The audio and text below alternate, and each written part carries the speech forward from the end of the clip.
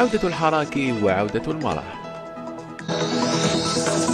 سائق شاحنة يقوم بمناورات خطيرة ويدفع الثمن باهظا.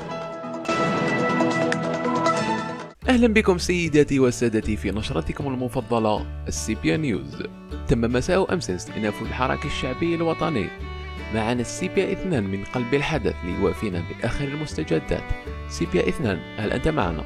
نعم سيبيا 1 معكم. سيبيا 2 من قلب العاصمة، وأنا في قلب الحراك الشعبي الوطني المبارك الذي تم استئنافه مساء أمس، ونحن اليوم في الجمعة 5756. الأحوال هنا جيدة، المسيرات سلمية، الكل يرتدي كمامة ولا يوجد مشاكل.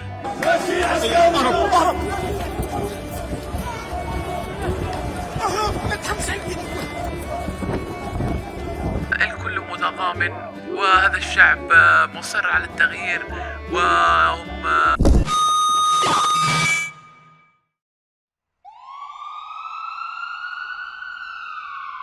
سيداتي وسادتي، يبدو أن السيبيا 2 يعاني من مشاكل تقنية.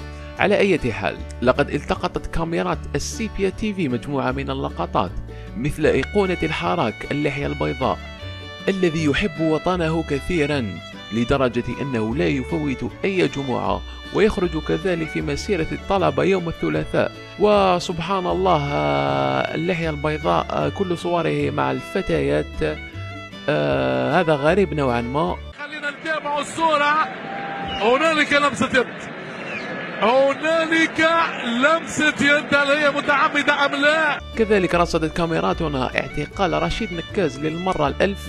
أهلا سينا رفاق. حالي 150 400 و43 يوم بالحال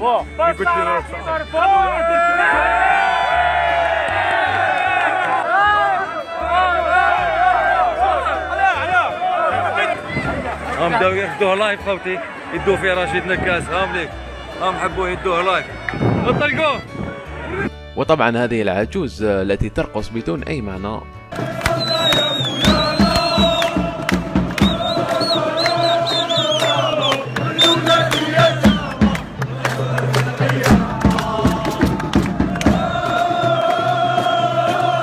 وكذلك سيداتي وسادتي ظهور جون سينا.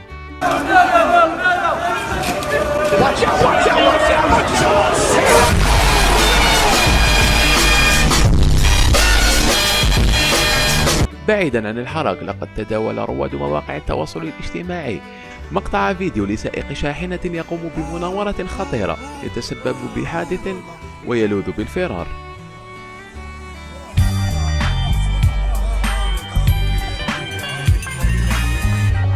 ولكن لسوء حظه، الحادث الذي تسبب فيه كان فيه عنصر من البياري، ولقد خلصت عليه مال.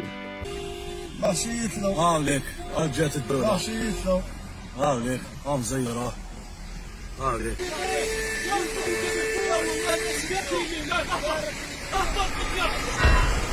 في حادثة غريبة من نوعها، قام طلبة جامعة باب الزوار باختراق بيانات الامتحانات وقاموا بتغيير الأسئلة كما يحلو لهم.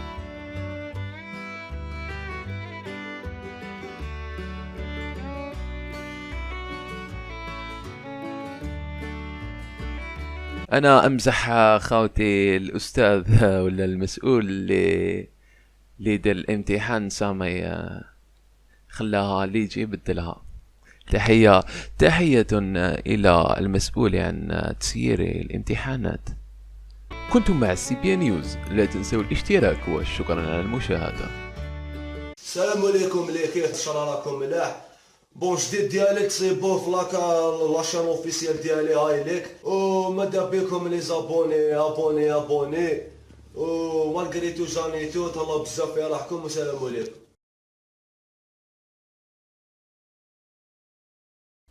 يا خوتي سنا انكف نهار يا رب الرود شريكي.